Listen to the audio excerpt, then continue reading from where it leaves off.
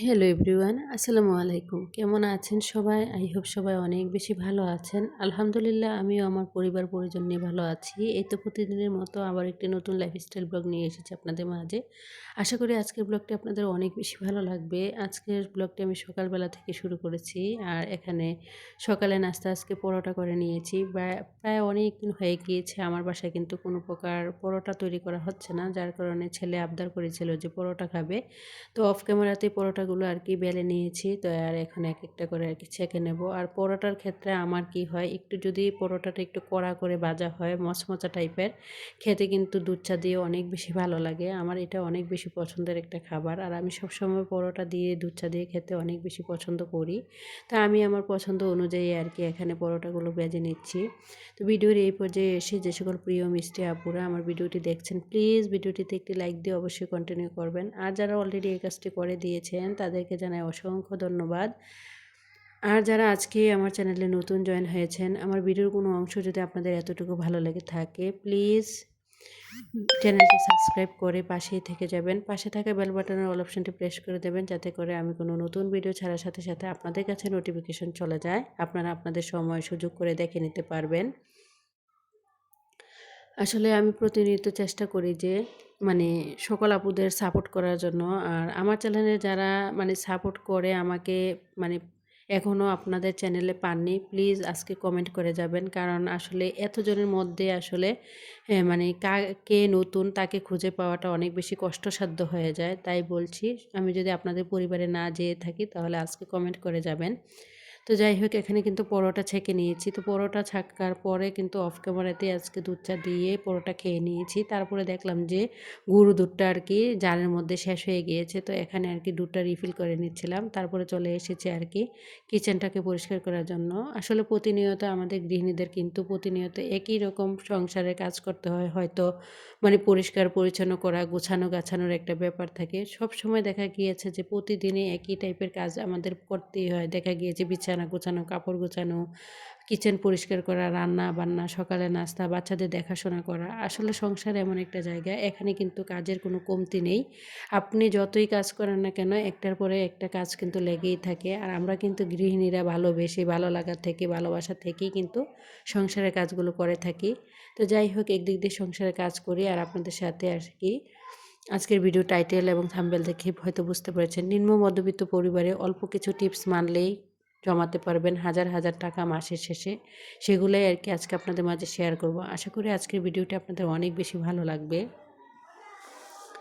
আমি মনে করি কি, এখন যেহেতু মাসের শুরু, তো প্রতি মাসের শুরুতে প্রতিটা মানে সংসারে আমি মনে করি কি, প্রতি মাসের শুরুতে আপনার সংসারের আয় ব্যয়ের একটা নির্দিষ্ট আপনি তালিকা তৈরি করবেন বা লিস্ট তৈরি করবেন। আপনার সংসারের আয় কতটুকু বা ব্যয় কতটুকু, সেগুলো যদি আপনি প্রতিনিয়ত একটা খাতার মধ্যে লিখে রাখেন, তখন কিন্তু আপনি বুঝতে পারবেন আপনি কি বেশি টাকা খরচ করেছেন নাকি কম টাকা খরচ করেছেন। আমি মনে করি কি, যার ইনকাম যেমন সে কিন্তু সেই অনুযায়ী খরচ করাটা অনেক বেশি উত্তম। এতে করে দেখে গিয়েছে মাসের শেষে টানাটানি থাকে না, অন্যের কাছে হাত পাততে হয় না, কারো কাছে ঋণগ্রস্ত হতে হয় না। তার জন্য সবসময় চেষ্টা করবেন মাসের শুরুতে একটা নির্দিষ্ট লিস্ট তৈরি করার জন্য আপনার সংসারের আয় ব্যয়ের।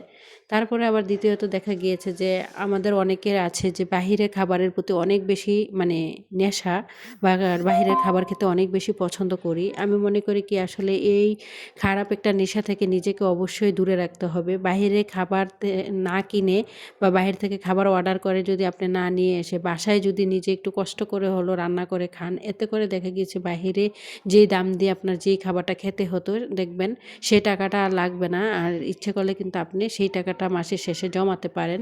তারপরে আবার দেখা গিয়েছে বড় বড় প্রতি মাসেই কিন্তু আমরা কিন্তু দেখা গিয়েছে সংসারে কিন্তু অনেক গ্রোসারি আইটেম থেকে শুরু করে শুকনো বাজার, মাছ, মাংসের সব কিছু বাজার কিন্তু করে থাকি। আমি মনে করি কি বড়, বড় যে সুপার শপগুলা আছে, সেই সুপার শপগুলা বাদ দিয়ে এর থেকে আসলে কেনাকাটা না করাটাই অনেক বেশি উত্তম। কারণ সব মার্কেটে কিন্তু প্রতিটা জিনিসের একটা নির্দিষ্ট ট্যাক্স ধরা হয় বা তারা কিন্তু ওই ট্যাক্স অনুযায়ী কিন্তু আমাদের কাছ থেকে মানে টাকাটা রাখে। তো আমি মনে করি কি আসলে বড়, বড় সুপার শপে বা মার্কেটে না গিয়ে যদি আপনি এই যে খোলামেলা যে মানে মার্কেটগুলো আছে বা বাজারগুলো আছে বা দেখা গিয়েছে বাহিরের ফুটপাতের যে বাজারগুলো আছে সেখান থেকে যদি আপনি প্রতি মাসে বাজার করেন, দেখবেন বাহিরের মানে ভিতরের মার্কেট থেকে বা দেখা গিয়েছে সুপার শপ থেকে আপনি যেগুলো কিনতে অনেক টাকা চলে যেত, কিন্তু আপনার বাহিরে ফুটপাতের দোকান থেকে কেনাকাটা করতে গেলে কিন্তু ওই টাকাটা যাবে না।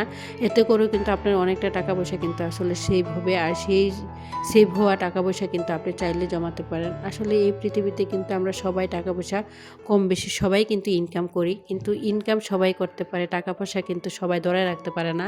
আর টাকা পয়সা ধরে রাখার জন্য সবার ভিতরে একটা মানে মনুষ্যত্ব বোধ বা যে একটা গুণ থাকতে হয় যে আমার মধ্যে যে না, আমি যতই কষ্ট হোক একটু হিসেব করে কষ্ট করে চলেও কিন্তু সংসারের খরচ থেকে একটু একটু করে কিন্তু টাকা পয়সা জমাবো। তারপরে আবার দেখা গিয়েছে যে অনেক সময় দেখা গিয়েছে বড় বড় সুপার শপে বা শপিং মলে দেখা গিয়েছে নতুন কোনো কিছু আনলো বা দেখা গিয়েছে যে মূল্য ছাড় দেয়। প্রতি সময় দেখবেন কিছু না কিছু সময় কিন্তু প্রতি বড় বড় মার্কেটগুলোতে বা সুপার শপগুলোতে কিন্তু মূল্য ছাড়ের একটা ব্যাপার থাকে। তো ওই সময় সবসময় চেষ্টা করবেন মূল্য ছাড়ের সময় কোনো কিছু কেনাকাটা করার জন্য বা দেখা গিয়েছে অফারে কোনো কিছু কেনাকাটা করার জন্য। অফারে যদি আপনি কেনাকাটা করেন, এতে করেও কিন্তু আপনার সংসার খরচটা অনেকটাই কমে যায়। আর আপনি চাইলে সেই কমানো মানে বেঁচে যাওয়া টাকাগুলো কিন্তু চাইলেই আপনি জমাতে পারেন। তারপরে আবার অনেকে আছে যে মানে আমরা অকারণে কিন্তু এখন যেহেতু প্রায় শীতকাল শেষ, গরমকাল চলে আসছে, অনেকে আছে দেখবেন অকারণে রুমের মধ্যে রুমের এই যে রুম মানে গরম থাকার জন্য হিটার ব্যবহার করেন। তারপরে আবার দেখা গিয়েছে অকারণে এসি, ওভেন, ওয়াশিং মেশিন বা এই যে ইন্ডাকশন চুলা এগুলা কিন্তু অকারণেই অনেকে লাগিয়ে রাখেন, বা আসলে এই জিনিসগুলা কিন্তু করলে দেখা গিয়েছে যে কারেন্টের একদিক দিয়ে অপচয় হয় আর অন্য দিক দিয়ে কিন্তু বিদ্যুৎ বিলটাও কিন্তু অনেক বেশি আসে।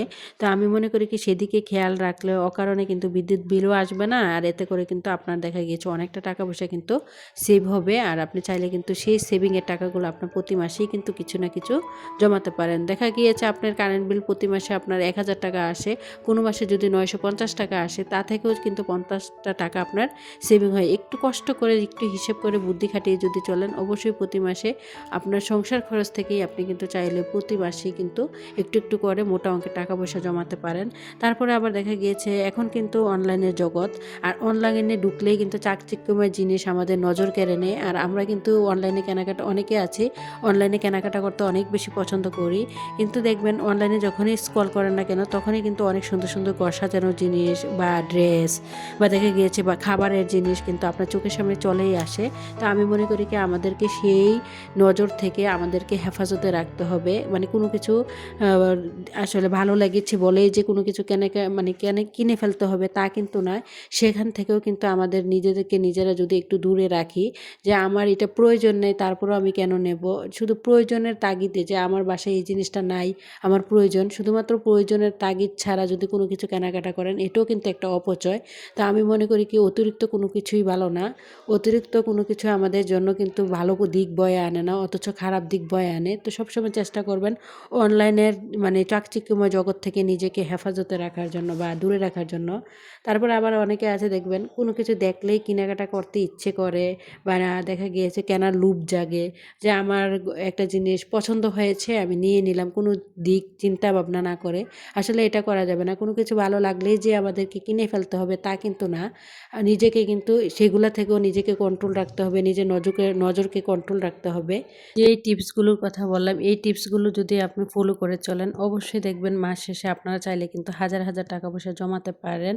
তো আশা করি ভিডিওটা আপনাদের অনেকটাই উপকারে আসবে। তো যাই হোক, আপনাদের সাথে কথা বলতে বলতে কিন্তু চলে এসেছিলাম রান্না করতে। তো আজকে কিন্তু ছিমের বিচি দিয়ে টমেটো দিয়ে মাছ দিয়ে রান্না করছি। আর এই ছিমের বিচি দিয়ে টমেটো দিয়ে মাছ দিয়ে রান্না করলে খেতে যে এত বেশি মজা হয়, আমার অনেক বেশি পছন্দের একটা খাবার। আমার ছেলেদেরও কিন্তু অনেক বেশি পছন্দের একটা খাবার। আর এখানে আর কি মানে পাতাকপি ভাজি করে নেব। তো আমি কিন্তু সবসময় চেষ্টা করি একটা তরকারি যদি আমি আমি গ্যাসের চুলায় রান্না করি, আরেকটা তরকারি আমি ইলেকট্রিক চুলায় আর কি রান্না করার জন্য। কারণ আমার কিন্তু রাইস কুকারটা নষ্ট হয়ে গিয়েছে, যার কারণে আসলে রাইস কুকারে আর ভাতটা রান্না করতে পারছি না। যার কারণে আর কি এখানে একটু বুদ্ধি খাটিয়ে আমি চুলায় যেহেতু ভাতটা রান্না করি, তার জন্য চুলাতে আর ওই তরকারিটা করি না আর কি। এখানে ইলেকট্রিক চুলায় আর কি এখন ভাজিটা করে নেব। আসলে আমরা যারা নিম্ন মধ্যবিত্ত পরিবারে বসবাস করি, তারা গৃহিণীরা যদি এভাবে একটু বুদ্ধি করে ও হিসেব করে যদি চলি, তাও কিন্তু সংসার খরচ থেকে হাজার হাজার টাকা পয়সা বাঁচাতে পারি।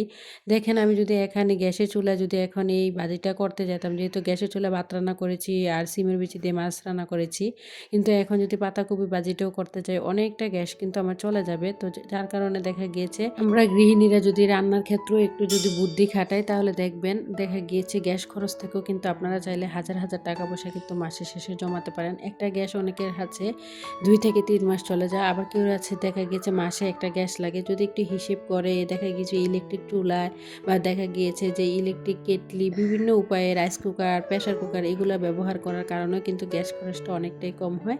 আর এইভাবে করে চললে দেখা গিয়েছে আপনার অনেকটা টাকা পয়সা কিন্তু সেভিংসও হয়।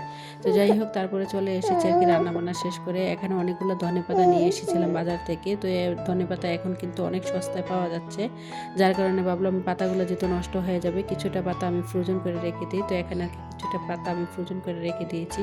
এই ছোট্ট ছোট্ট বুদ্ধিগুলো, ছোট ছোট্ট কিছু টিপস আছে যেগুলো আসলে খাটালে আমরা কিন্তু হ্যালো মাসের এভরিওয়ান, শেষে আসসালামু গৃহিণীরাই আলাইকুম। বরের কেমন আছেন সংসারের সবাই? খরচ আশা থেকে করছি কিন্তু আল্লাহর অশেষ এভাবে করে রহমতে চলে অনেক সবাই টাকা খুব পয়সা ভালো কিন্তু আছেন। আসলে জমাতে পারি। আলহামদুলিল্লাহ আমরাও শুধু ভালো অল্প আছি। কিছু টিপস পুষ্পা মেনতে মার্কেটস থেকে মানে নতুন এই আরো একটি টিপসগুলো ব্লগ যদি দেখার আর কি জন্য আমি মানি, পুষ্প যেই সবাইকে স্বাগত টিপসগুলোর কথা জানাচ্ছি। বললাম। তো যাই হোক, এদিক দিয়ে রান্নাবান্না শেষ করে দুপুরে কিন্তু বেশ গোসল, কিছুদিন নামাজ, পর খাওয়া দাওয়া আপনাদের সাথে সব কিছু নতুন আরো হয়ে একটি ব্লগ গিয়েছিল। শেয়ার আর করতে কোনো কিছু যাচ্ছি। ভিডিও আশা করছি করিনি। বরাবরের এটা ছিল মতোই আমার একদম ভিডিওটি আপনাদের বিকেলবেলা। তো কাছে অনেক অনেকগুলো বেশি ভালো বড়ই নিয়ে লাগবে, ভালো এসেছিলাম লাগলে বাজার প্লিজ থেকে। তো আমার ভিডিও ছেলে শুরুতে একটা বলছিল লাইক যে দিয়ে বড়ির ভিডিওটি ভর্তা খাবে। কন্টিনিউ করবেন। যার আজকে কারণে এখানে আপনাদের আর সাথে কি সংসারের কাঁচামরিচ, কোনো কাজকর্ম ধনেপাতা শেয়ার দিয়ে করব না, আজকে বড়িগুলাকে একটা এভাবে শপিং ব্লগ আর শেয়ার কি করব। আর এই শপিং করতে চলে এসেছি এটার মধ্যে আর কি আরিফেল একটু বেস্ট বাই। থেতলে নিয়েছি। আরিফেল আর বেস্ট বাই এভাবে করে মানে আসলে একই বড়ির সাথে নিচে ভর্তাটা বানালে সংসারের খেতে সব কিন্তু অনেক বেশি কেনাকাটা। মজা হয়। ভিডিও শুরুতে তো যাই অ্যাড্রেসটা হোক, বলে আমার নিচ্ছি। পরবর্তী আমি ভিডিও কিন্তু দেখার প্রতি আমন্ত্রণ ভিডিওতেই জানিয়ে অ্যাড্রেস আজকের বলে মতো দেওয়ার ভিডিওটা চেষ্টা করি, এখানেই শেষ তারপর করলাম। আমাকে সবাই ভিডিও ভালো দেখে থাকবেন। খোদা কমেন্ট করেন হাফেজ। অ্যাড্রেসটা আমি আসসালামু জানি। আলাইকুম।